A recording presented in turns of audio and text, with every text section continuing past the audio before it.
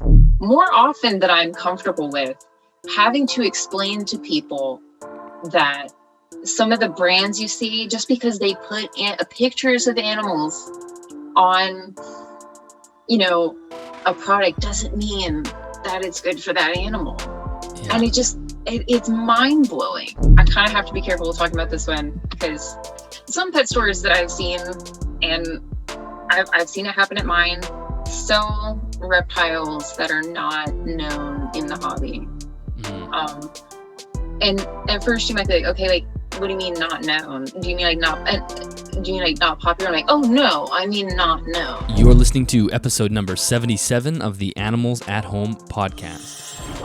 Welcome back to the show. My name is Dylan Perrin. Thank you so much for tuning in. As always, if you're new to the show, then welcome, and we're happy to have you here. Make sure you head to animalsathomenetwork.com if you're looking for more information on this episode or any other episode that has been recorded. And there's also a link to the store. And if you are interested in picking yourself up an Animals at Home podcast t-shirt or sweater, you can do that there.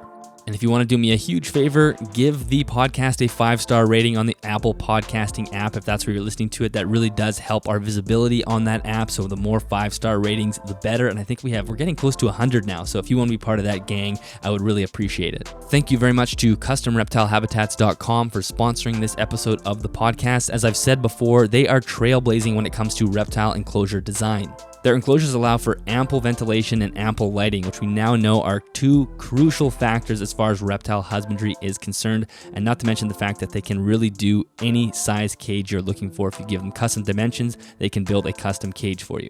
So as always, there is an affiliate link in both the description on YouTube as well as the show notes, and if you use that link to get to their website, a small commission will come back to me at no extra cost to you, and of course that helps support the show.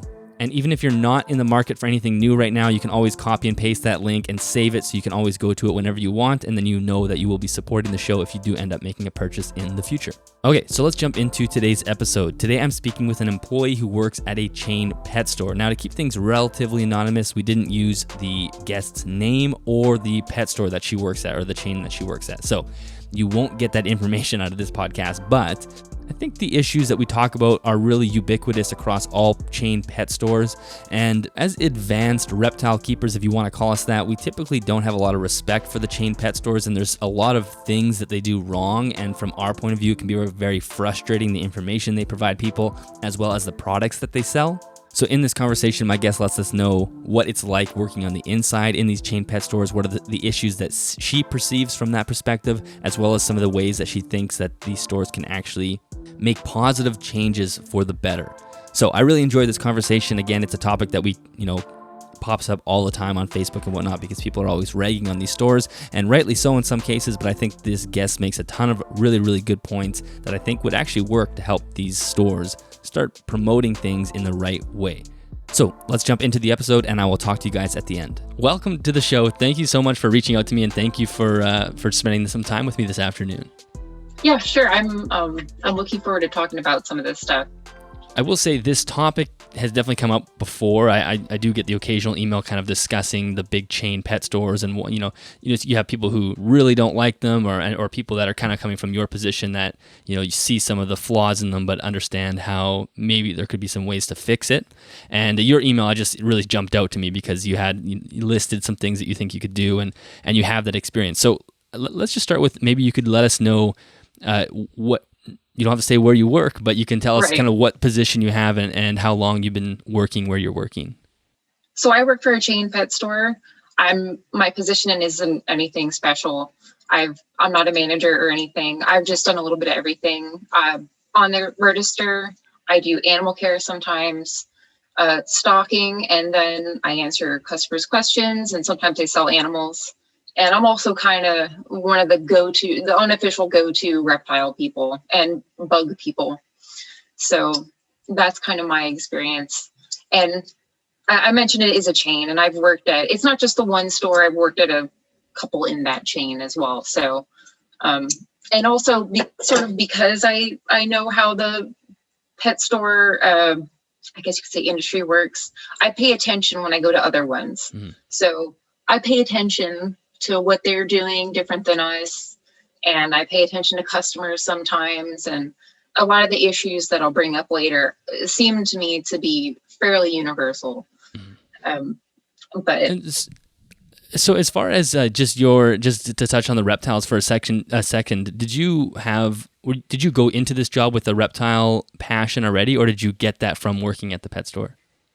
yes. So I definitely had less reptiles than I do now when I started working there. I think I just had my one snake and then one of my geckos.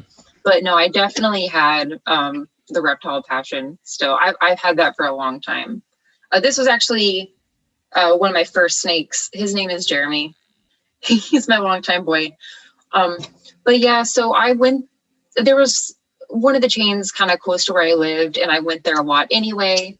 And I knew a lot of times pet stores don't have the greatest reputation. So that was one of the reasons why I wanted to work there, is so I could be like, okay, maybe I can help stop misinformation and, put people in the right direction when it comes to reptiles, and also get any discounts on stuff I may need. Yes, so the discounts it was a is win-win huge. for me. Yeah, it really does help, especially when you have a lot of animals. So tell me a few of those common misconceptions that people have about reptile or about sort of chain pet stores. Right. So one of them, and I see this kind of as memes sometimes in reptile groups, but I think a lot of times, and you're not necessarily wrong for assuming this, but it's very easy to assume when you go into a pet store that everybody there is completely uneducated about reptiles and they're all going to try and sell you calci sand. That is not really the case. I will say most don't know too much about reptiles, but I feel like a lot of stores, you've probably got one or two people who know what they're talking about. And then depending on the chain, to work at a pet store, you got to learn a little bit. They do teach you a little bit of everything, but not enough to be an expert. And I think for the most part, if you were to go into a pet store and have a question about reptiles or something, it seems to me that usually if the employee you're talking to doesn't necessarily have the answer or isn't very familiar with reptiles or whatever type of animal you're asking about, they'll typically go get somebody else to answer who they think can answer better. But there's one meme that I've seen a lot in reptile groups, well, a few times, I guess. And it says like, when I walk into, and then insert chain pet store there. And then it's, I forget what the guy's name is, but he's saying, or it's like me. And then the guy says, I know more than you.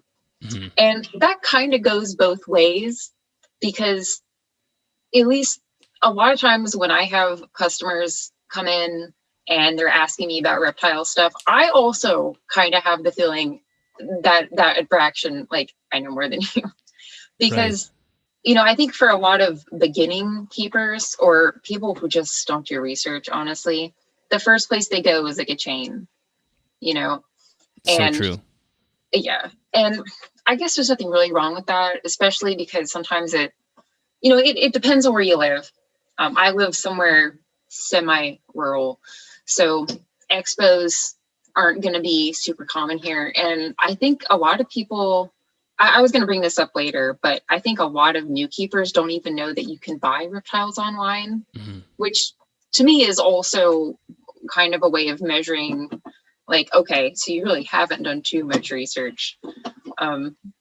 Because, I mean, if you want YouTube to do any research on a species you want to get, and you're watching a lot of reptile channels, you're going to hear about people ordering reptiles online. Yeah. You know what I mean? It's just kind of everywhere. I feel like every reptile channel's got an unboxing video. Yeah, it's so true. It's almost like if you're going to the chain pet store as your first stop, it almost implies that you haven't done any research yet, in a way. Yeah. And I hate to say that. I don't know. I feel like kind of mean assuming that, but it kind of tends to be true. When I listen to people, and certain things they say can tell me where they are on, I don't know, the research scale.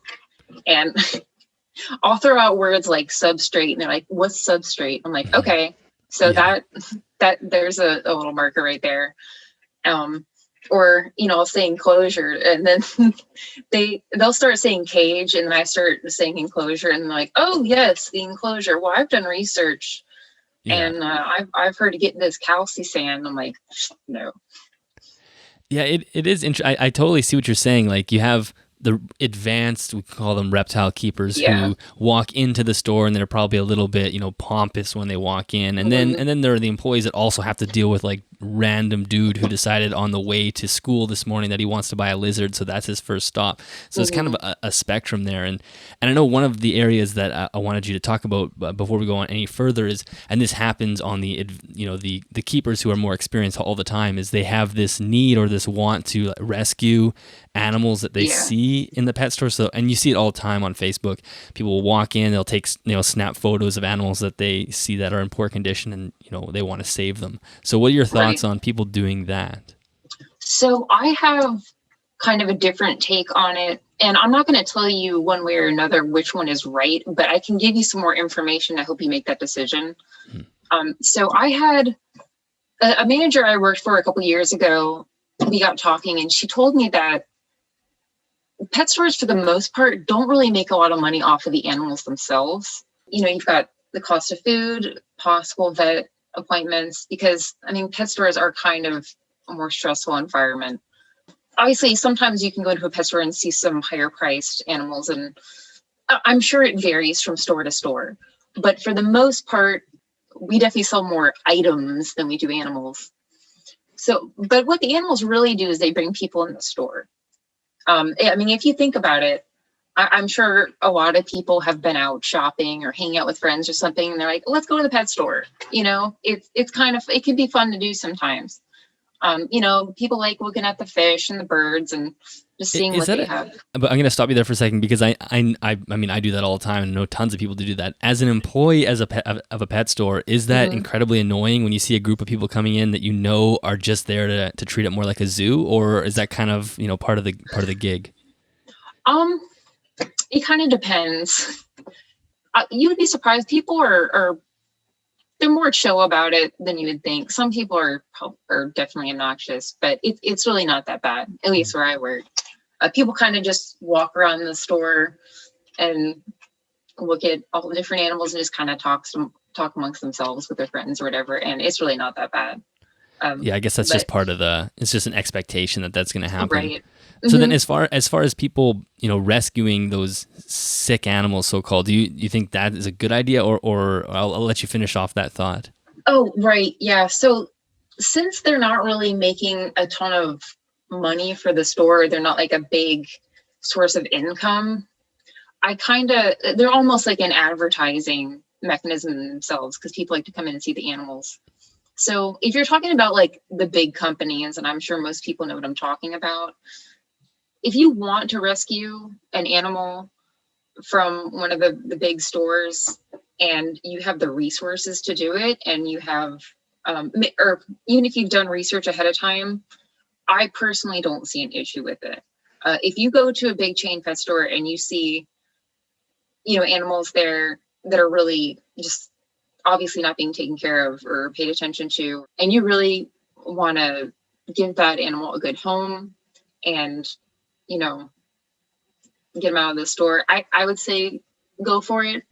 I understand both sides of the argument, though, because it's very hard for me personally to see, because I've been to other pet stores, ones that I don't work at, where there's like a snake there that definitely has a respiratory infection. And I can just tell right away that they're sick. And it's very hard for me to look at them and say, sorry, nobody should buy you, because it'll just promote the industry more. Right. It's very hard to look at it like an animal in need and say, no, I'm not going to help you because of the greater good. So use your own discretion, I guess is what I'm trying to say. Yeah, it is definitely a gray area. And in some cases, like, it probably just helps just to go talk to the management and say, hey, look, there's a couple things here that I think you could maybe do better.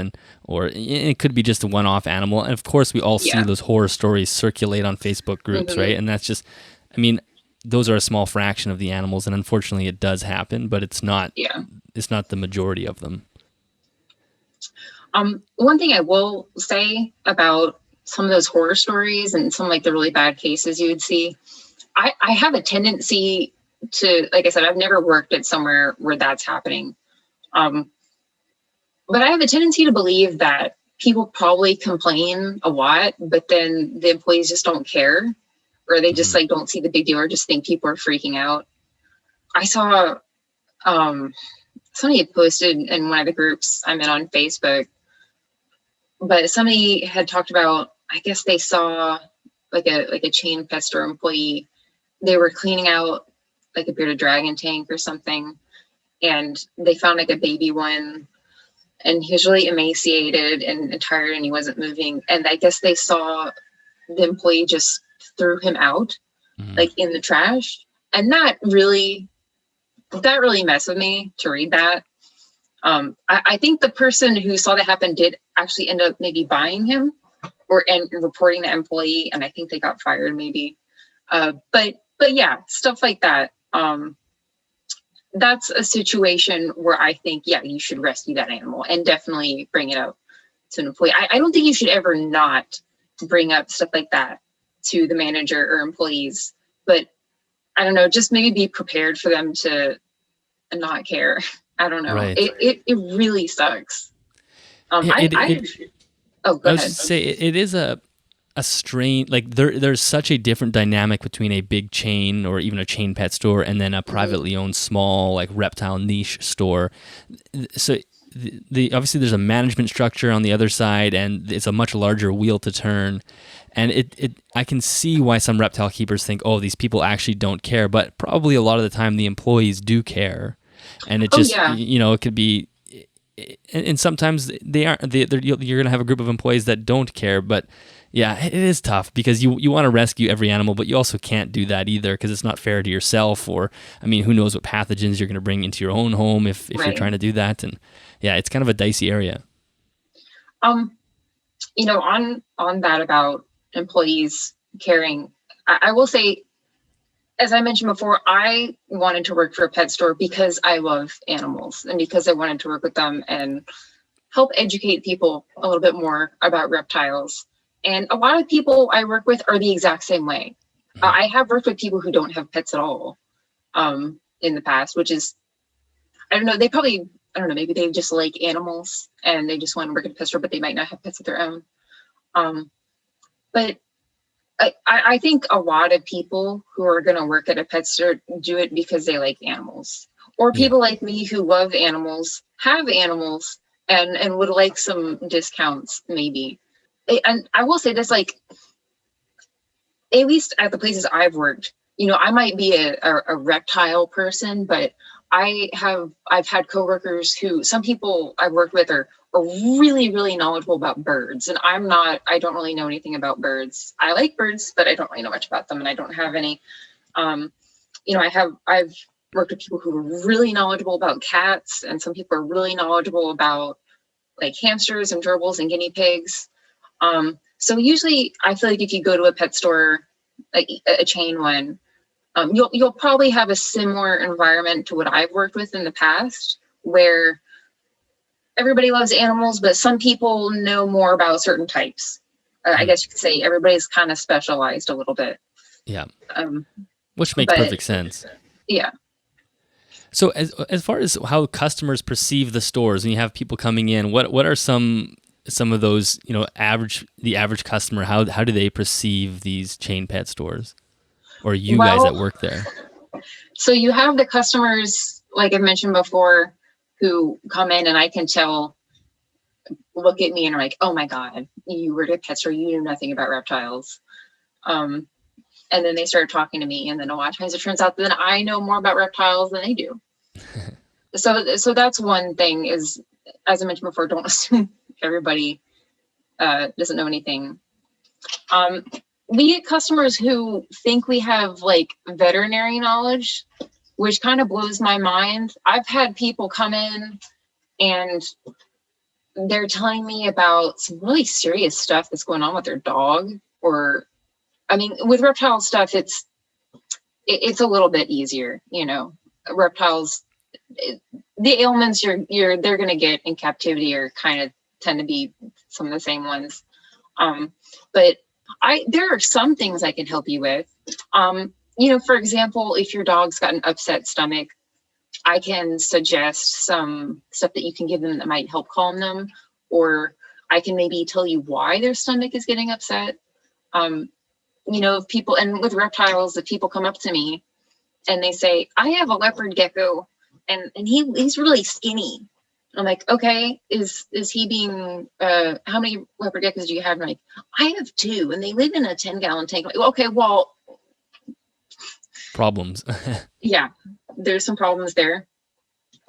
And, sometimes people will come in and describe respiratory infections, and I can identify that. I'm pretty confident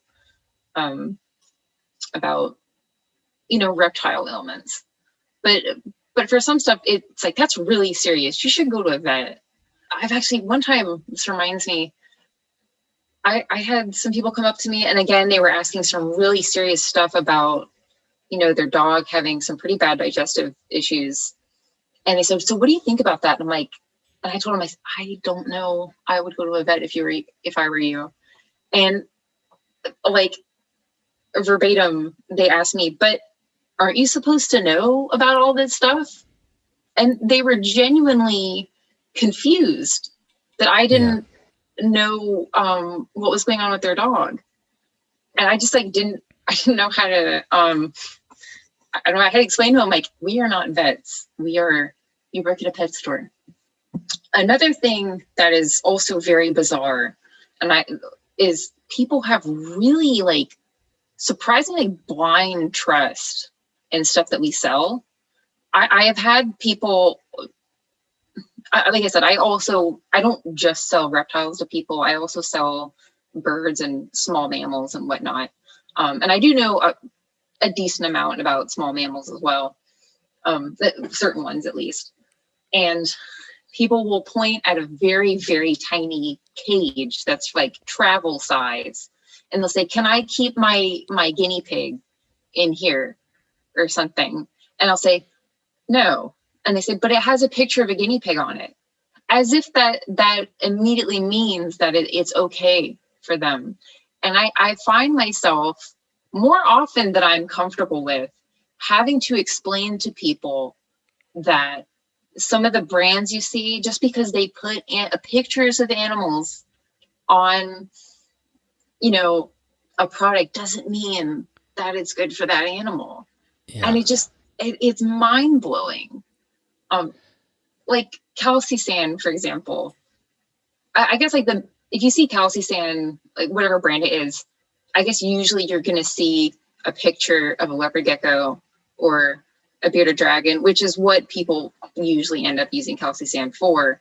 But still, people just, I don't understand the blind trust. And I've also had people say, well, if it's not good for them, why do you guys sell it?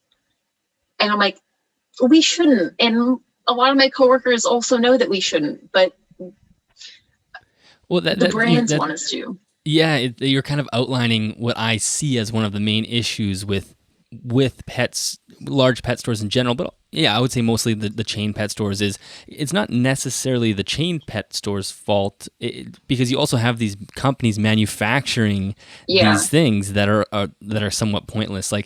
Like I've said on the podcast before, there are so many things in the reptile section of a chain pet store that you shouldn't use. They're sometimes dangerous, sometimes pointless, sometimes a waste of money, and it's weird. And so if you were somebody who was literally walking in to buy your first reptile, there would be no reason you would think that half of the items on this shelf aren't good for the reptile because they're being sold in the store and they have pictures of reptiles on the box. It's like, why wouldn't I buy this red light bulb or this blue light bulb or whatever it is, or calci sand?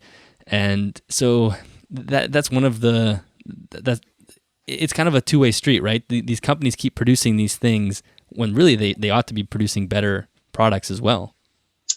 Yeah, and listen, I don't know much about what goes on between the brands and the chain or the company.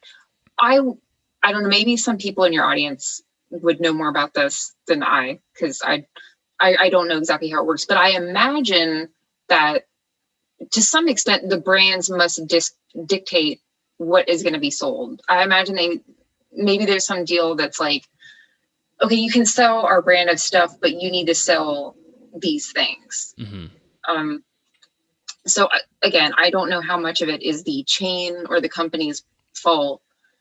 But at the same time, I'm kind of torn on how much of it is the store's fault and how much of it is the customer's fault. It's a little bit of both, because if you are a new keeper and you do go to a store, you would expect that they know what they're talking about to some extent, and that they're selling items that are good for the animal and that you can trust, right? So in some ways it's on the store and the brand for selling things that are either not helpful at all for the animal, or in the case of calcium sand, like actively really bad. But then you've got the side of the customer where if they had done their research online, or if they've got internet access at least, and they are really truly interested in buying a reptile and wanting to provide the best care, there's no reason why you should get calcium sand, because there's literally no literature out there that suggests that it's good or even acceptable. Yeah. It's really, I don't know what, the other thing is, like, I don't really know why brands and companies still want to sell it, because a lot of people know that it's bad. Yeah. So I don't know why they would still want to sell it. And I don't even think it's really the most cost effective. I mean, you can get like a super compressed block of Eco Earth or cocoa fiber, and that will last you forever. You know, whether you're using it like for a moist environment or maybe something more dry, I mean, it lasts a really long time. It's more cost effective, I think, and it looks better. This is a matter of taste, but I think calcium sand is personally I find it like really hideous and looks disgusting.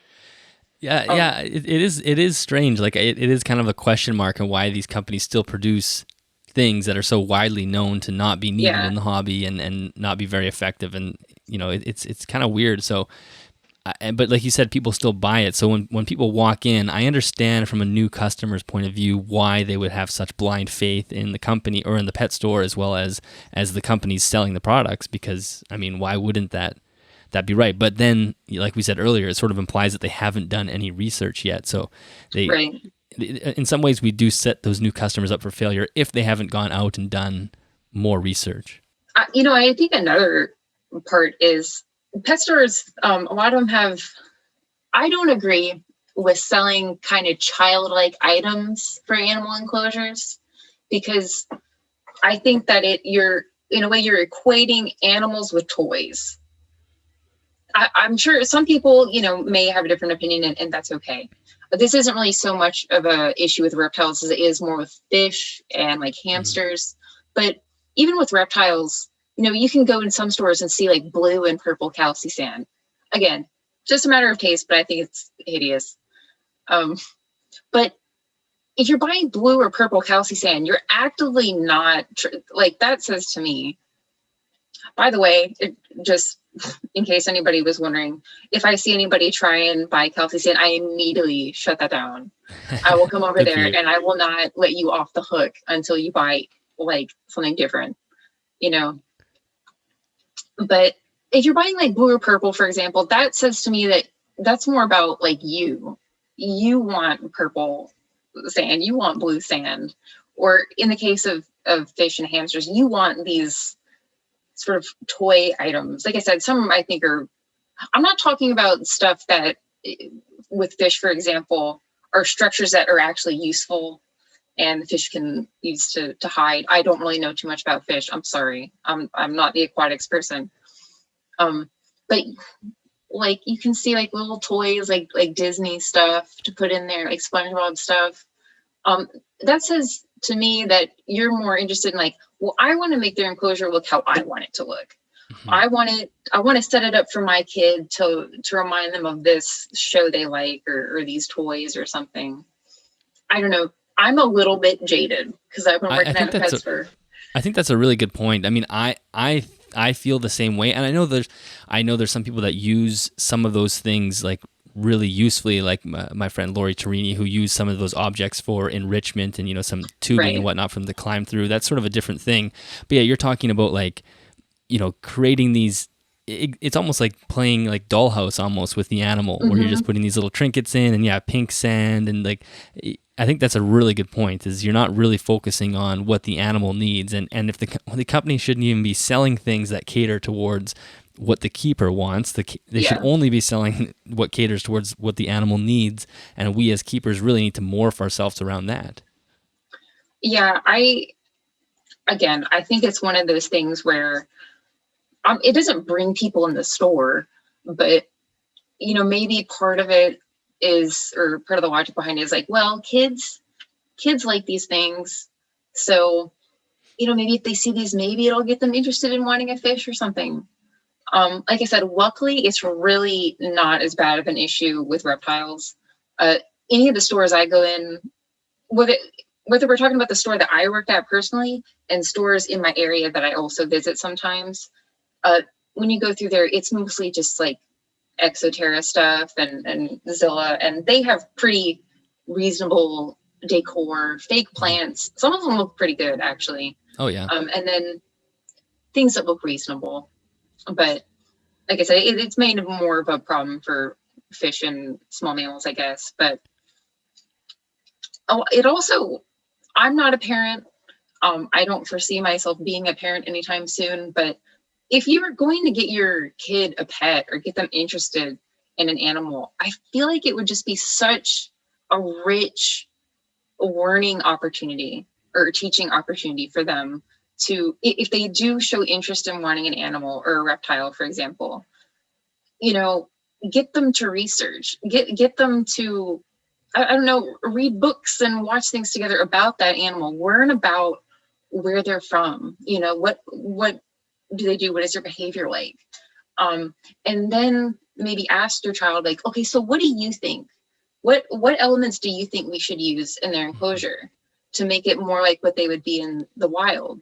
No, I think you're exactly right. Like, I think what you hit the nail on the head, that if you're introducing a pet to a kid, which is kind of almost what pet stores are almost geared towards, not Yeah. necessarily. I mean, you have people that buy their dog food and cat food there regularly, but I feel like, it's the market is for maybe some adolescents going in there with their parents, or at least that's where people get their start going into those stores. And you're exactly right. It's such a great opportunity to have younger people connect with nature, and you don't connect with nature if you're putting, a little dollhouse with pink sand in your leopard gecko enclosure. Right. You connect with nature by researching where they're from and then learning how to replicate that environment, which kids are fully capable of doing, and that would be a great way for a chain store to embrace that Yeah. concept. Well, that is one of the ethical things that comes with selling animals, right? Is you're selling them to somebody, and now you're handing over the trust of their life to Yeah. another person. So I'm sure sometimes you sell animals to people where you have no good reason not to sell them, but at the same time, like, your gut says, I really wish I didn't sell this animal to you. Well, that's actually another point I was going to talk about is you can deny sales to people. Um, so if somebody is just really refuses to buy any of the correct stuff, and they obviously have no real intent to take good care of the animal and like put their interests first, you can say no, I'm not going to sell you them. And I think there's been times at stores I've worked at where if there's customers who repeatedly come in and like show absolutely no regard for the animal's well-being and still want to buy them, I think sometimes people can get like put on a list for like Hmm. don't sell them these animals at all. Now that only works so far because a lot of times they're gonna get mad, and then they'll usually say something like, oh, I'm gonna go somewhere else. So I don't know, maybe they just wise up at the next store and don't say any of those things and just say, oh, I have everything already. I wish there was some way that we could verify that when people say that they have everything already. Sometimes, I don't know, people come in and I can kind of tell, like, yeah, you seem like you've got your stuff together.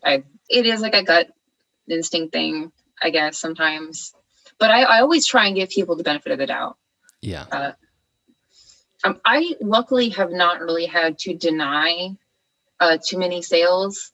And usually once you get to the point where like, well, I can't sell this animal unless you buy this, or you have a minimum size tank for this animal, then at that point they're like, okay, well, I'll buy the right stuff.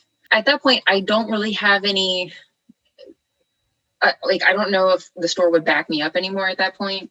If I denied them the sale because they have agreed to get the correct stuff. Right. But then it's also like, well, I really don't like your attitude. And that concerns me, that you just did it just so you could get out of here with the animal. So yeah, it really sucks. But luckily I have not had to do that too much. But I have had to do it a few times. And surprisingly, people have been okay about it.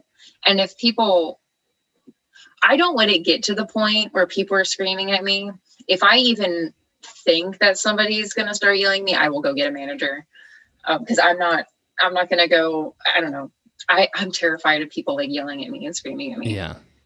Well, yeah, you don't want to have to deal with that if you don't have to. And No. like you said, you could probably manage it in a way where it's like, hey, just like, it sort of seems like you haven't quite done most of your research, but just so you know, like there's a couple $100 extra that you're going to have to spend first. And so that might sway them. So there are two really important topics that I want to finish off from that you had sent me. And the first was, you have some great points on how these companies, what role they play in misinformation and sort of, right. The way they lead by example and sometimes the poor way. So let's start with that, and then we can, you have a great list of what you think are solutions as well. So we'll do that next. But let's start with the misinformation. Okay. So like I said, this varies a little bit from store to store. It depends on where you go. So a big one, and this is going to be at a lot of chains, is cohabbing. I'm sure everybody has gone into like a big chain and seen like a bunch of little baby bearded dragons together and rubber geckos together. And I have a problem with that for several reasons. Because, well, A, you're not supposed to do it. And there's no, yes, you can get away with it in the store because it's temporary and they're juveniles, so they're not going to start fighting yet, typically. So you can get away with it. But I don't like that there's no signs or anything explicitly say temporary, these animals need to be, solitary. I really wish that was something that a lot of stores would do. I've seen people come in and I'll get talking to them and they have like a question for me or something. And a lot of times, as I mentioned before, they'll say like, oh, well, I'm having this problem. And I'll say, okay, well, how many of them do you have? And then they usually say, depending on the problem, a lot of times people say they have multiple. And I said, are they in the same enclosure? And then they say yes. I'm like, okay, so here's why you don't do that. Mm-hmm. And then a lot of times what they say is, well, you guys do it. So then I have to explain, like, well, yes, I don't agree with it. You're not supposed to, but we can get away with it because it's temporary. They're not going to be here forever. They're very young. They're not sexually mature. So they're really not going to be at an age or size where they're going to fight or do any harm and cause too much stress to one another. And I've also had people, I meant to bring this up earlier when we were talking about misconceptions and weird things that customers do. But people really seem to anthropomorphize a lot. And people will say, oh, look, the bearded dragons are cuddling. Oh, look, the ball pythons are cuddling. Oh, the geckos are cuddling. And I have to explain to people, like, that's not what's happening here. I realize it's cute. It is kind of cute, but it's kind of not cute as well. They want to replicate that at their own home, right? Like, oh, I want like the geckos to be cuddling together. And it's like, well, if you keep that for 6 months, they're going to be fighting and there's going to be blood. It's not going to be cuddling. Yeah, it sets a bad example. And again, I do understand that if it were up to me, I wouldn't want, I in the camp of let's do a good example. I know the animals are here temporarily, but I really think we should be setting a good example for people. But it does save space. And like I said, it is temporary, especially animals like bearded dragons you sell a lot if you work at a pet store. Exactly. And leopard geckos as well. Those are those are very commonly sold reptiles. So I also, people will argue with me and say, well, if they can't be together, I see you guys have them, and how do they mate in the wild? Okay, if they can't be around each other, how do they make babies? And then I have to explain to people, well, yes, but you see, when they mate in the wild, that lasts for maybe a couple minutes, and then they go their separate ways. They're not living in that space their whole life, all the time. They're not, it's a much larger world. Yeah, exactly. They can leave each other's vicinity if they want to. Exactly. And by the way, it's very strange to me that there's like no in between a lot of the times with people, because they'll anthropomorphize and think that reptiles are cuddling, but at the same time, they're like, well, why do they need this? They're a reptile. They don't need that. They're fine. So yeah, that's funny. Hey. Yeah, it's like they're either like, super social and cuddly and cute, or they're just like these, mindless automatons that don't need anything and are just for decoration. I don't understand how you can become like, I don't know, believe both things. It's like, no, guys, it's actually somewhere in the middle. They're not just like decorations for your house, but they're also not like dogs and cats. Yeah, exactly. So that's a big one. And then this one, I kind of have to be careful with talking about this one, because I haven't seen this at a lot of places that I've gone to. Like I said, I pay attention when I go to other stores, but some pet stores that I've seen, and I've seen it happen at mine, sell reptiles that are not known in the hobby. And at first you might be like, okay, like, what do you mean not known? Do you mean like not popular? I'm like, oh no, I mean not known. One of my lizards I got from the store I work at. And by the way, I think most of the times at chain pet stores, I don't think they're in control of what animals they receive. So don't get mad at the employees or the manager. I might be wrong about that at some places, but I think for the most part, it's not up to them. Unless it's like I don't know, like a more family owned chain or something where they have more say or that kind of thing. But there was, this is actually before I started working at the one I'm working at now. There was a lizard being sold, and I was like, oh, he's very cool. And I started asking questions, and they told me some information. They were people who no longer work at this store. And then on the label, it did say their species name. I was like, okay, that's interesting. And I went home and I looked up the species name, and I was like, this is really weird. I'm not seeing literally anything. I found 2 videos on YouTube that had like 20 views each or something like that. And it was people like me who were like, yeah, I couldn't find any information on them at all. I did some research on where they come from, and this is the best guess, and they seem to be doing pretty well. So I do have that lizard. One of the reasons why I got him out of that situation is because he was being kept on calci sand. And at the time, the person working at the store who was kind of more in charge of the animals, she would not listen to stuff like that. She genuinely thought like calci sand was good. And I was like, okay, yeah. So I got him out of there, and he does well with me. Yeah, it is interesting when you say that, like, bringing animals in that are not known. And I've seen that before, because, and not necessarily at stores local to me, but I get messages once in a while from people that take a picture of an animal or reptile in a store and say, hey, Dylan, do you know what this is? And a lot of times I'm like, I have no idea what that is. I've never seen that before. And sometimes it's like obscure things. And I would say, without a doubt, animals like that are wild caught for sure. Like that's just 100%. So as far as, do you know where the reptiles come from when they're shipped to you guys? Like, is there a label on them? You don't have to say who, but can you tell if it's wild caught or if it's captive bred? Obviously, if it's a completely random species that's not in the hobby, it's 100% wild caught. So I don't know the exact company, but from what I've heard, and some of this information I've watched YouTube videos about it as well.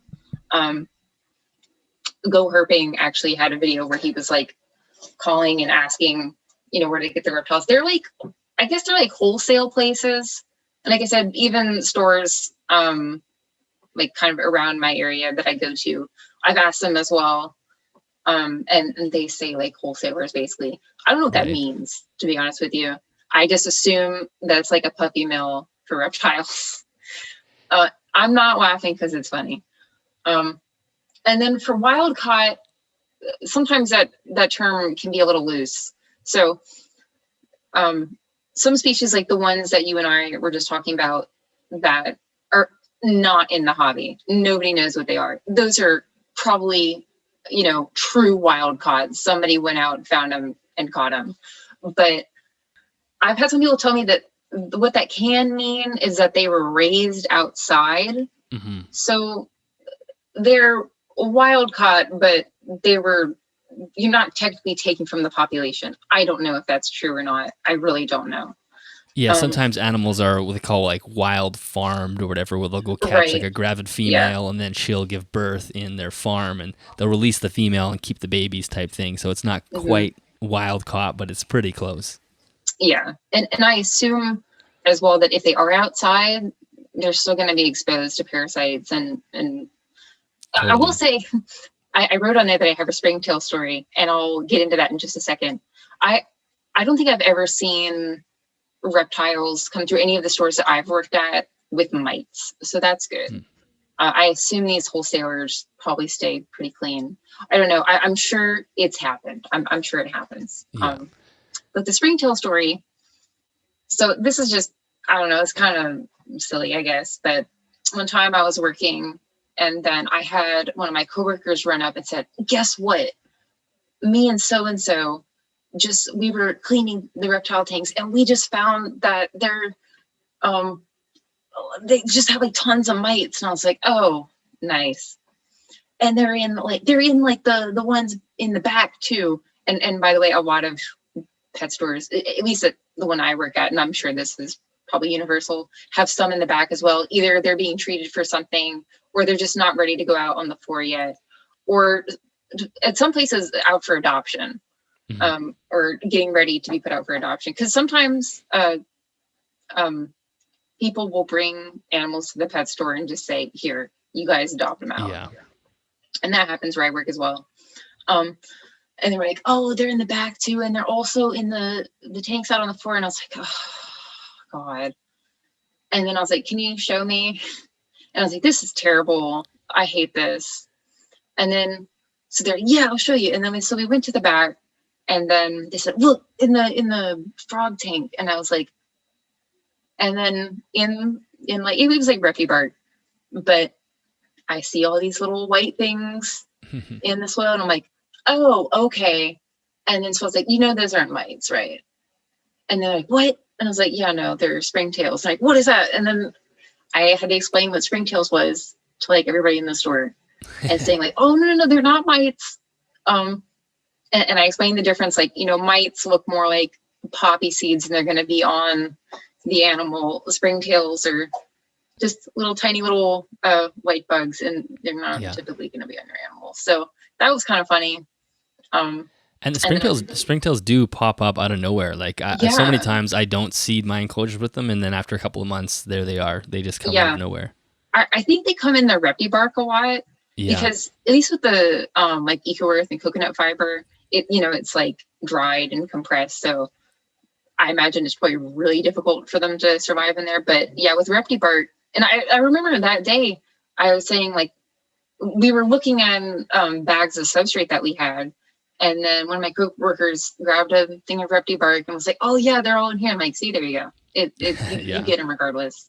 And now at the store, well, I'll kind of get into this later, but if we have springtails show up in our enclosures, we have to get rid of them. Which to me is like, why? But the customers will think they're mites. Right. Which, again, I completely understand that there are customers who would come in and not ask what, like, let's say, for example, we did just let the springtails be. And maybe if anybody asked, we would explain to them what they are and that they're not mites. But of course, you would have people come in and probably take a video or something or put on the reviews like, oh my God, they've got mites. And that's not good. But Exactly. I don't like stuff like that where it's just like, let's just do this for, it's not bad for the animal, but it's just so the customers don't freak out. I don't like that. Another thing, this one I've seen at a few different pet stores. A lot of times they don't use the actual common names of the animal. And this seems to be for reptiles and like small mammals, but I can't use the actual terms because then that'll show where I work. But, let's say they have some morph of ball python. They're not going to say fancy ball python. I see that one all the time at the stores in my area. Yeah. Mm-hmm. And even with tarantulas, where I work, like the tarantulas are sometimes, I think we have them properly labeled now, but for a while, I don't know, maybe we just didn't have the tags in or something, and we were waiting for the tags to get to us or whatever. But they didn't. Well, no, that's not true, because for a while they said like fancy tarantula. Yeah, I think lots of chains use that fancy term because the ones in my area do, and we have several different chains here, and I see that term all the time. Like, and then you have or like fancy leopard gecko, and right, and then you have this person who's very unfamiliar with them. A lot of times the prices seem really high too. Like you've seen people like ball pythons that are just like a fairly common morph, like maybe pastel or something. And it's like fancy ball python. It's like $300. I'm like, oh my God, who's gonna buy that? But somebody does. I mean, I think I don't agree with that. I really don't like that. I feel like you should know the name, even if it is just a morph. But if it's a morph of a ball python, the care is the same. It's still a ball python. If you're getting into tarantulas, though, then I kind of have an issue with it because tarantula requirements can really vary. Are they arboreal? Are they fossorial? Are they terrestrial? It matters. It really matters. Yeah. Yeah. I really doubt if you go to, unless like it's a pet store that's like family owned and they get their own stuff. I don't think most chains would sell any tarantulas with like medically significant venom. At least, I don't know. I've seen some scorpions and some, but I don't know. But for the most part, you got like your like red knees and whatnot, and yeah. I mean, at least where I work, we sell like kind of the more common ones: curly hair, rose hair, stuff like that. But there's some that I've seen come in. I'm like, oh, that's kind of an uncommon one. Like I said, we have them properly labeled now. So maybe when that was going on and I noticed that was just kind of like a exception and we didn't have any on hand. But I've seen that in other stores though. Oh yeah. The other example is, again, I know we're mainly talking about reptiles, but it happens with like hamsters. A lot of stores, and I've seen this at several different chains. But Syrian hamsters, for some reason, pet stores don't like to use the term Syrian hamster. They don't like that. I don't know if it's like an America thing where, oh, don't say Syria. People won't like that. I don't know. Honestly, I bet that's what it is. It's probably a marketing thing. Yeah. So what do they call them instead? It depends. Like on some stores I've seen like them call them like fancy hamster or like teddy bear hamster or, oh God, what are some of the other ones I've seen? Anything to like sound cute and cuddly and not say Syria. People don't like that. And Syrian hamsters are really one of the more common ones that people get. It's important. I don't think they do it quite as much with like the dwarf hamsters because that sounds cute. You can say dwarf hamster. It's like, oh, he's small. Yeah. I did have a friend of mine send me a picture recently of a big chain pet store, and it was the first time I've seen it at this particular chain properly labeled as a Syrian hamster. So I was like, oh, that's cool. I like that. So maybe that particular chain is improving in that regard. I don't know, but I really think it's kind of irresponsible to not use the proper name. I mean, at least where I work on our tags, we have the species name as well, like the Latin name, which you could argue like that's really all you need. But still, I think it's nice to have the common name sometimes. Oh, definitely, yeah. I mean, the 10-year-old's not going to want to say the Latin name, so it's nice to have the common name there as well. But like you said, the marketing department shouldn't be in charge of coming up with the name tags. It should just be use what the common name is. Let me see what else I wrote here. Selling bad reptile products, obviously, but we talked about that earlier where I don't really know what the full situation is on that. Care guides, just for the record, care guides, like I know when you think of that, you think of like the big ones, and I think we all know which ones those are. But there are care guides at like smaller chains as well, you know. So that's not just limited to just like the big corporate ones. But I remember one time we had a customer come in, and this is wild. I guess this is another crazy story, but she was saying, hey, do you guys know anything about axolotls? Today was my last day of work, and as a gift, somebody gave me 2 axolotls, and I don't know anything about them. And I hate that for so many reasons. Yeah. Axolotls, from what I understand, can be pretty finicky.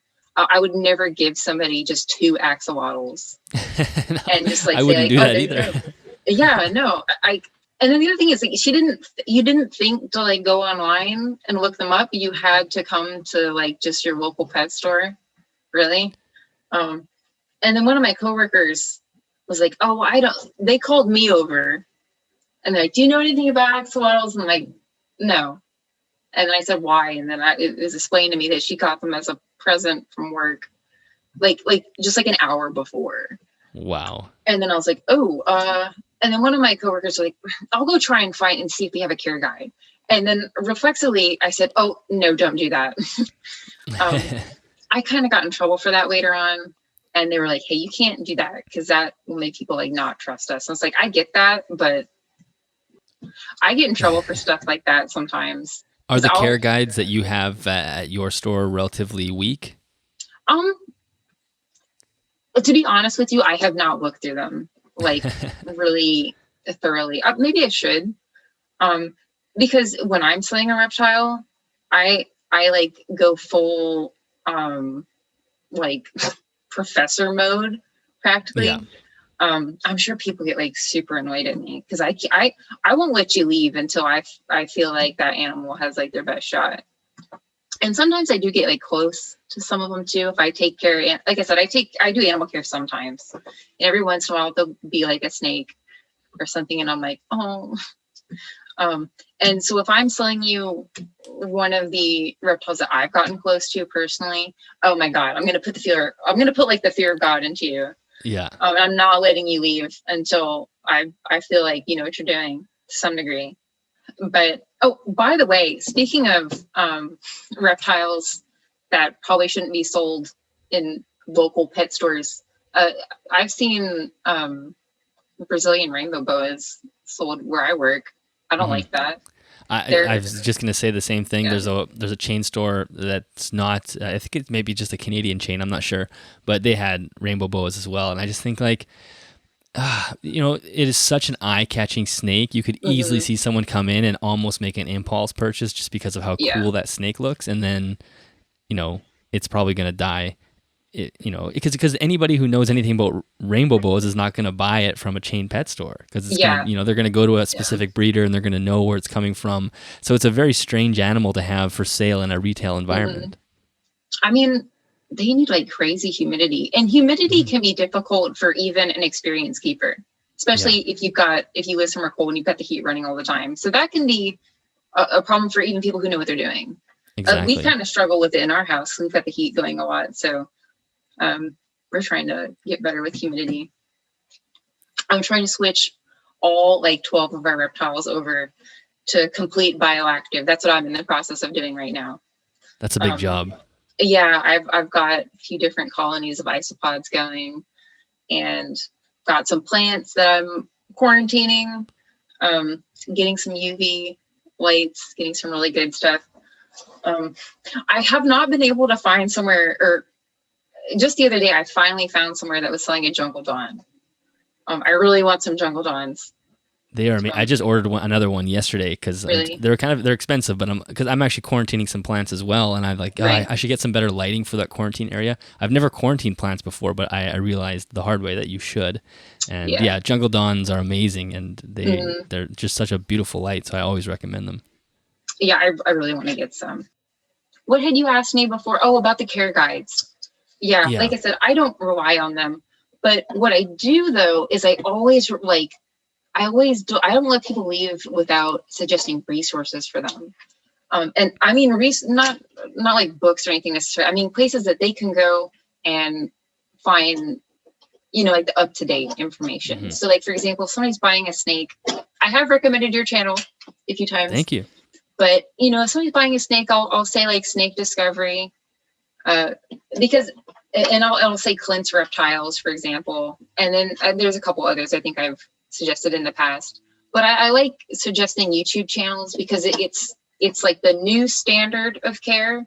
And then also if they're having any issues with like a respiratory infection or something, those are channels you can go on and people can find an answer, and they're good for kids too. Like I feel like, for example, Snake Discovery, kids really seem to like that channel, and Clint as well. So I hear from people all the time that say their kids love those channels, and it's kind of a gateway to get them into that world, because I think there are some people that buy reptiles and then don't even interact with the online community at all. Yeah. So they go home with like their brochure from their pet store, and then that's it. Like they never go to YouTube, they never go to Facebook. And I'm not saying those places are always gold standard, but it at least gets them looking for more information. So, okay, they go to Snake Discovery, and then maybe it takes them down another path and they start learning more, they're on the platform at least where they can learn better information.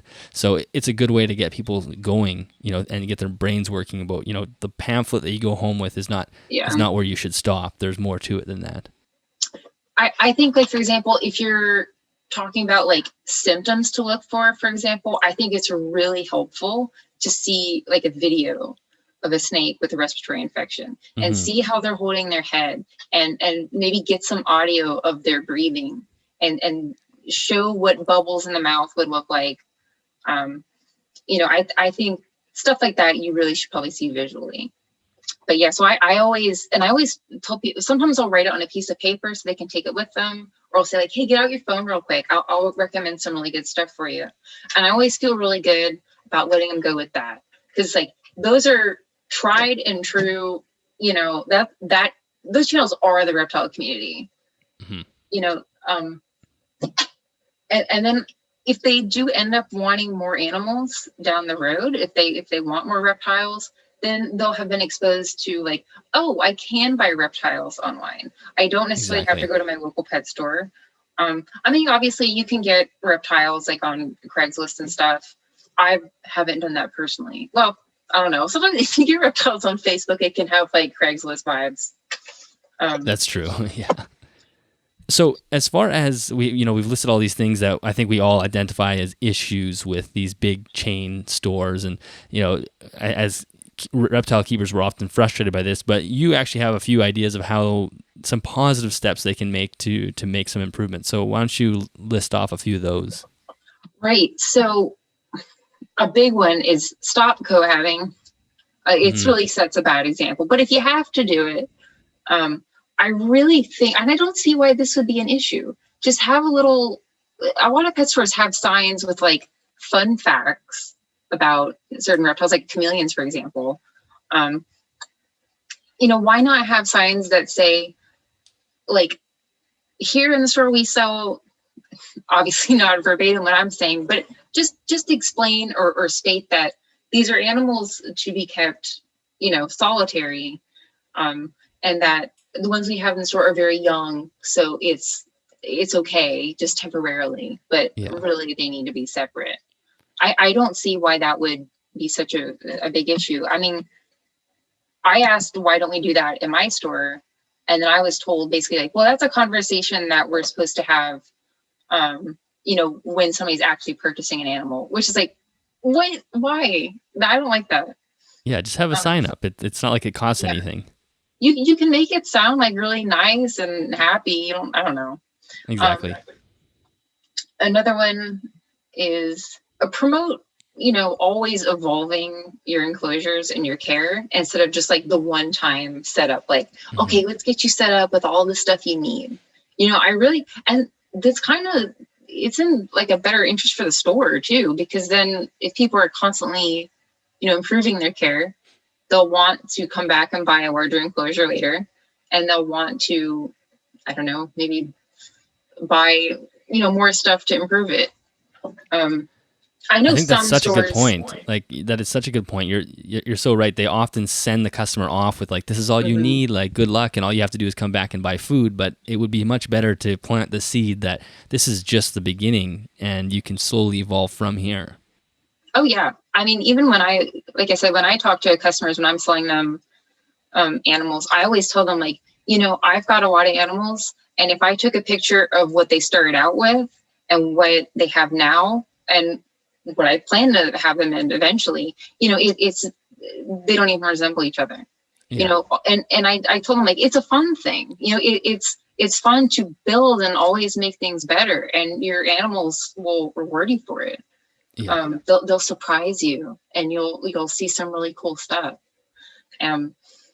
So that, and a lot of people are actually, more people than you would think are pretty perceptive to that. At least that's what they tell me. But definitely. yeah. It definitely is more fun. And I think most people will be receptive to that. They just don't even think about that. So if you give that thought to them, they might go, oh, okay, this is kind of how the hobby is. Well, that's interesting. I mean, people will talk about like getting a larger, enclosure later on, but nobody ever thinks about just like, oh, wait, no, I can continue being better. Yeah. Some people just don't care, but that's Yeah. that's just kind of some of the people you get in pet stores. But yeah, that's like another one where it would be beneficial for both the animals and the customers and the company. So it would still it's still bringing money. This isn't a change necessarily, but or something that I'm suggesting, but I have seen more stores selling things that are more kind of like in the direction of bioactive, like packs of moss, live plants, more naturalistic looking hides and decorations. So I think that's good, because what that says to me is like, okay, these brands are kind of learning that this is what the hobby is starting to go towards, that people like this, which is really good. Like I said, they still got a ways to go, but that to me seems positive. And then a big one is something not to do. Don't sell like children's toys, decorations. Let me clarify. I'm not against putting like anything man-made looking in an enclosure. Like just nothing, especially like the kids. He said some of it is a matter of personal taste, but like for example, I have a tokay. I'm upgrading his enclosure into something like larger and bioactive, and I was researching, and I came across a video from, I think it was Dave Kaufman. Yeah. And he had a video where he went and saw tokays in the wild, and I haven't seen the video in a while. It was just kind of initially when I was researching tokays, but well, there were these Buddhists, and they would not let people mess with the tokays. So I wanted to kind of incorporate elements of what I saw in that video into his stuff, because I thought that was do you mean like kind of add a man-made type looking structure into there, like a temple or something? I looked and I found some Thai like Buddhist statues, and I found one that I liked, and I was like, I really like that. I really, one that's not gonna degrade or anything in a human environment, but I really wanted to incorporate, and it looks really nice, and it's tasteful. It's not just something cheesy. But I'm looking forward to putting that in, because it's going to remind me of, what I learned when I was researching. And also just, I think that's cool that like, they're like a protected species where they come from in some places. Like people look out for them. I like that. I don't know. But, that's just an example of tastefully incorporating stuff like that. I do not, I really think it's bad to sell like toys to go in animal enclosures, but I guess that makes them a lot of money. That's one of the things that is probably less likely to go away. Right. Because kids see that and it's like, oh, it's for fish. Well, I want a fish now, so I can get that little Elsa decoration or something. Yeah, it's like just get the fish tank with the Elsa decoration and just don't sell the fish. Really, seriously. Another positive thing, and this isn't really reptile specific, but it seems that both brands of, well, I guess if you don't mind me talking about dog food and cat food for a second. I mean, it's kind of just pet store stuff in general. But a lot of brands and companies seem to be really increasing the standard and quality of food. Like, for example, I think Purina is a big one. They have a pretty good line of dog food called Pro Plan, and it doesn't have the fillers and stuff. And one of the big chains, a lot of people know Petco. I know they have, they've kind of like updated their standards of what they'll sell in the store. And for the most part, I think it's like no fillers or anything. And most stuff is grain free. Not saying that there's never any scenario where you need grain in a dog food. I was actually told that recently, that sometimes it is beneficial to have that and sometimes you need it. But for the most part, most things are grain free and higher quality. So that's good. I like that. Just kind of as a whole, it seems that some chains are really stepping up, and it's like, you know what, we're listening. We're gonna start selling higher quality stuff. So I like that. Yeah. And it's being received well, from what I can tell by customers. Because customers want it too, right? They want the higher quality food and higher quality equipment. Right. Mm-hmm. With reptile stuff, I know, I don't think we don't sell it where I work, but I have seen it in pet stores where I think it was Flukers. They have a crested gecko diet that looks like dog food. That infuriates me. Is it like a kibble type thing, or is it like a can or something that you They're open? like pellets. They kind of remind me of like cichlid pellets that you would see like fish weird food. I don't know why they sell that. Like if you I've seen videos online before I got my crested gecko, and I was like researching the best food to get. There's a video where a guy was saying, the worst and the best, and he was like, there's no way a crested gecko will ever eat this, and I've never heard of one that will. Flukers definitely has some of the worst products out there. Yeah. I've seen, like, there's, when you go into the store, and they have a great price point compared to the other brands, so you could see lots of people going home with that stuff. But some of the stuff is just like, what the hell is this? Like, why would anybody think this is a good idea? I don't know. And what kind of scares me is, like, I see, like I said, we don't sell that where I work, but a lot of like the kibble type reptile food, we sell that faster than I'm comfortable with. I would never let people walk out of the store with that, but people do. Like I said, I'm not always on the floor helping customers. I'm usually at the register or stocking or doing something else. So, if I could, I would just hover around the reptile area and make sure nobody's buying anything terrible. But I can't do that. And it's also really hard not to like get mad at people. I don't want to shame anybody, because I've been on the other end of that, where I've like seen something in a Facebook group and gotten yelled at. That hasn't happened in a while, but and I've seen that happen. I'm like, God, I know that sucks for that person. You don't want to be shamed into something. I don't know. Some people deserve it, to be honest. But it's hard to kind of strike that balance between giving them information and exactly. When people come in and say, oh, well, one of my leopard geckos bit off the other leopard gecko's leg. I'm like, it's really hard not to get angry at something like that. Yeah. I'm not saying I've been told that, but I've heard stuff like that. Well, mainly with bearded dragons. I don't know if I've actually ever heard that for leopard geckos, but it's hard to get mad. It's hard not to get mad when you hear stuff like that, when the animals really suffered for it, Yeah, they've made such a blatantly obvious mistake, but at the same time, it's just like, the education wasn't there, so they made the mistake, and Yeah, it's interesting.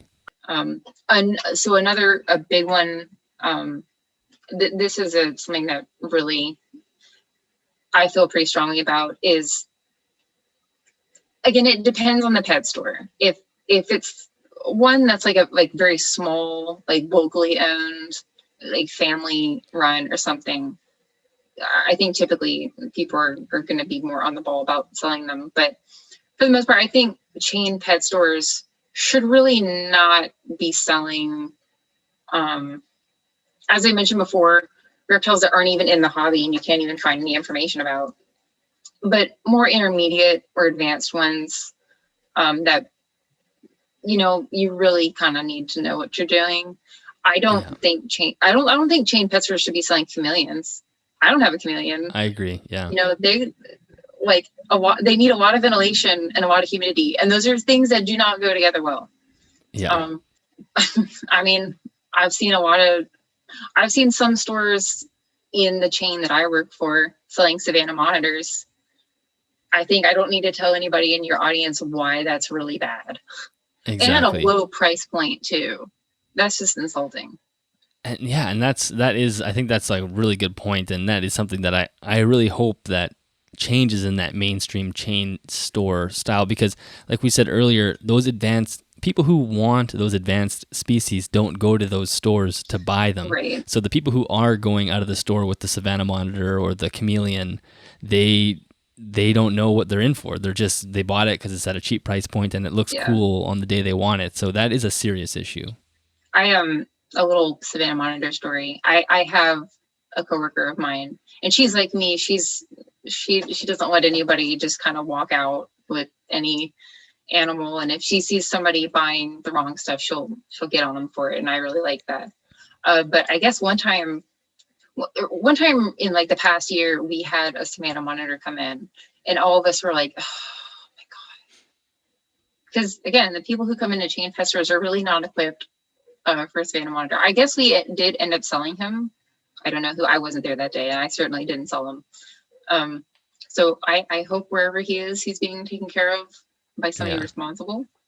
But she was telling me that she had a customer come in, and he wanted a lizard, and he pointed at the Savannah monitor and was like, "Can I get this guy?"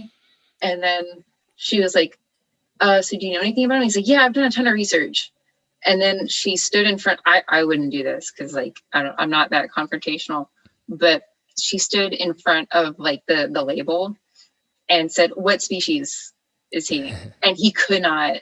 He couldn't tell her. So that's telling. Again, I wouldn't do that, but there are times when I definitely want to. Yeah. So yes, Savannah monitors are one. Iguanas. I think a lot of people are kind of learning more about iguanas. I like iguanas. I wouldn't keep one though. I don't know. Maybe one day I'll like rescue one or something. But that's one that I don't think people. I don't think chains should be selling them. Brazilian rainbow boas. Come on. But like reptiles where there's just the internet is like saturated with information about them. Bearded dragons, leopard geckos, crested geckos, ball pythons, horn snakes, king snakes. Well, king snakes, they can be kind of bitey. I have a king snake, and I love him to death. And he gets kind of bitey sometimes. Yeah. I mean, they have very reasonable care requirements. They're not too finicky really, but the bitiness can be off-putting for some people. And then you have people coming in and it's like, "Oh, they're mean." I'm like, they're not mean. I hate that. I hate it when people just label and like reptiles as mean. Yeah, it's just scared often. Or like in the case of my king snake, I mean, I don't just hungry. Yeah, I don't know. He's like one of the snakes I've ever seen who I don't think I've ever seen him stressed. Like really, he's very curious and bright, but I always joke that he's too blessed to be stressed, and that's just kind of how he acts. But yeah, no, I get that a lot, but that's one of the reasons why I love him. But yeah, so king snakes, I don't know, their care is manageable for most people, but the bitiness, especially like for people with kids, and newcomers to the hobby, it's not the best. Yeah, so maybe not. Even ball pythons can be finicky with eating, but I think ball pythons are generally like a good first snake for new keepers. Oh, and day geckos. Yeah, I've we've sold or we've had day geckos for sale a few times in the stores that I've worked at. And it's like they're not like they're really like from what I can tell, just a display only species. They are, yeah. And I think a lot of times people coming into a chain pet store aren't looking for a display only species. They want to hold it, they want to play with it. Yeah, and they're just they're so fast. Yes, they are so fast. I only recently witnessed firsthand just how fast they are, because I was doing morning animal care a while back, and we had our day geckos, and there was one. He was kind of like up near the top, and I put my hand in. Well, I think I was like spraying, like the tank down, and he like teleported. Yeah, like they don't. You can barely even see them move their legs. They just end up in another spot, and that really freaked me out. That was kind of wild. Yeah, they just jump. They don't look like they have a body for jumping, but they can jump really far. Mm-hmm. So yeah, they are flighty, and they're not handleable geckos, and they're cute. So people buy them because they think like, oh, it's like a little cute Geico gecko. And yeah, oh my god, that's another thing. There's nothing pest stores can do about this. But this is one thing that I hate. I hate it when people come in and they see day geckos and like, oh, the gecko, or they go over by the fish and they're like, oh my god, it's a Dory in a Nemo. Yeah. That I have to like walk away because I don't want to scream. It's so annoying, yeah. Yeah, like I said, I don't know. Maybe I'm just like too jaded, and I should like lighten up a bit. That's probably a fair criticism. But I don't know, when you hear kids say like, oh my god, there's a Dory, oh my god, there's a Nemo, that often. Oh, and then you get like I have literally seen like kids say, oh, look, a Nemo. And then they'll say like, oh, I want one. And then the parent calls over like the aquatic specialist and they're like, hey, how much are these guys? I'm like, okay, I wouldn't, I'm fish or not, like I said, fish or really anything aquatic we have newts, but that's like as far as I can go. I would never try a saltwater tank. They're awesome, but I would not, I wouldn't. I don't know. They intimidate. You certainly can't start with one as a 10-year-old or a 12-year-old kid that wants Finding Nemo fish. Again, like as a family, if as a family you did research, if you really wanted a saltwater tank and you did research on some species that you really wanted, and you turn it into like a not long term, but like a long project, and as a family you all researched saltwater tanks and like the nitrogen cycle and all the chemistry that goes into it. And then maybe with your kid, you, again, like turn it into like a teaching experience. And then there'll be so much more, I don't know, I'm not a parent. Maybe your viewers who are parents are like, no, let me tell you what, like my kid would not pay attention. But then when you as a family went to go get, you have your saltwater tank set up, you've got everything down, you've done your research, and then you go and you buy some fish. I mean, that would just feel so great. That would be so exciting, Totally, yeah. I'm sure there are people who would argue, or I'm sure there are people who could name some species of saltwater fish that should not be sold, or they don't think should be sold in chains. I wouldn't know what to say. I don't know anything about saltwater fish. Other than that, they're difficult. I'm trying to think of other species that I really don't think should be sold in chains, but those are the big ones, the ones that I've mentioned. And I think like you already mentioned, like the unknown and the kind of the weird ones are for sure shouldn't really be part of that. So I think, we've covered so much today. Is there any other like points or things that you wanted to make kind of around this topic before we wrap up? Because I think you've made some great points and some good things for people to think about next time. Because even if you're an advanced hobbyist, you still interact with these chain stores. I still visit chain stores once in a while. So anyway, is there any other finishing points that you wanted to make?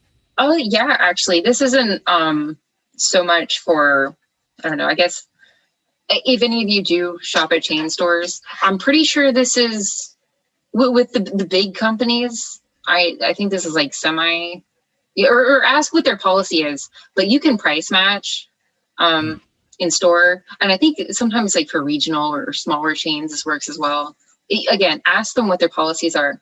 But I would say with pet stores, if they offer a discount card, get it. Yeah, it can be annoying. See if you can weasel your way out of giving them an email. But discount cards are worth it. They're worth getting a lot of the time. And I'm one of the people who like never want one. I'm always just like, oh no, I'll do it next time, and I never do it. But they do actually save money. Yeah, a lot. Like I said, sometimes with some chains and others.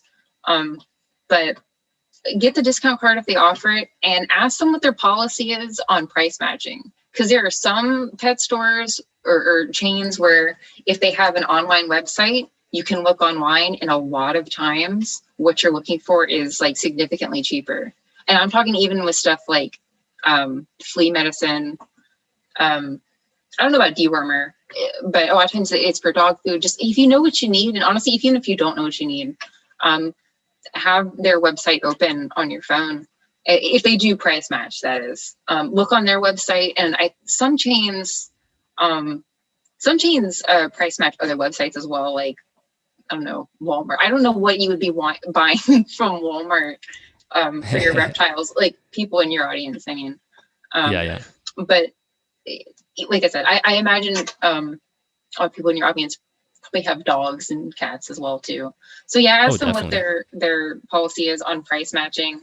And usually if it's cheaper on the company's website, or even if it's cheaper if they price match other retailers, usually online prices stay like that for a long time, or just don't change at all. So that's a little money saving life hack, I guess, that you'd be really surprised how effective that is, and like how much of a discount you can get. Definitely for like flea medicine though, that's a big one. That is a great point. I would never have thought that. And I actually do have a discount card at the one I go to, so I got that box checked. Yeah, I've got discount cards for like all the ones in my area. Like I said, I work at a pet store, but there are things I like to buy from other ones. And there are some that are just closer to my house than the one I work at. So if I run out of something, I don't know, if I need super worms, I'm just going to go to the one down the street. They've got better prices anyway. So yeah, that's a little money saving tip, I suppose. Awesome. Like I said, it varies from chain to chain. So just ask them what their policies are, but hopefully that'll save you some money. That is fantastic. That is great. Well, thank you so much for spending the 2 hours with me today, because we covered a bunch of things, and I think it's always a touchy subject, this topic. So I think it's good to kind of dig into it a little bit. So thank you so much. It was a pleasure chatting with you. Yeah, thank you. I don't know if you ever need a pet store consultant, I'll be your person, I guess. I think it's really good to get some of this stuff out there, because people have a lot of misconceptions about what goes on with pets. I'm not an expert, but you have experience in it. Yeah, I do. And I think I pay maybe closer attention to some things than a lot of people do. And I think a little more critically about how could we do this better? And I don't know, how can we help people, and what are we doing wrong? Exactly. And I really care about the animals as well. So I'm really glad that this will get out to some more people. Yeah, no, that's fantastic. Okay, that is the end of that episode. And to my guest, thank you so much for spending the time with me. I do really appreciate it. It was great to hear the perspective from inside the chain pet stores. Quite often, many of us are just looking at it from an outside perspective. So I think the suggestions that you make to make positive changes are 100% right. And I would love to see those chain stores start to make those adjustments. To the listeners, thank you so much, as always, for listening to this episode. If you did enjoy it, the best thing you can do is just share it. Share it on Instagram or Facebook. I do really appreciate that. And as always, if you're looking for more information on this episode or any other, head to animalsathome.network.com, and there you'll find all the show notes for anything you need. Thank you very much to CustomReptileHabitats.com for sponsoring the episode of the podcast. As I said at the beginning, there are affiliate links in both the description as well as the show notes. If you are looking for any products, make sure you go through those links. Okay, so I think that is a wrap. I have already recorded the next 2 episodes, so I can let you know who they are. If you've made it to the end of the podcast and you're still listening, I'll give you a little reward for doing that. So next week we have Tyson from the Doc Merton Instagram account. I recommend going to check him out. You'll see he's got incredible enclosures, amazing custom designs. We had a fantastic conversation. And then the week after that, we have Dr. Tarek Abuzar, who is an exotic vet out of the UK. And again, it was an excellent conversation, and I really can't wait to share that with you. So enjoy the rest of your weekend. Enjoy your next week, and I will talk to you on the next episode of the podcast. See you then.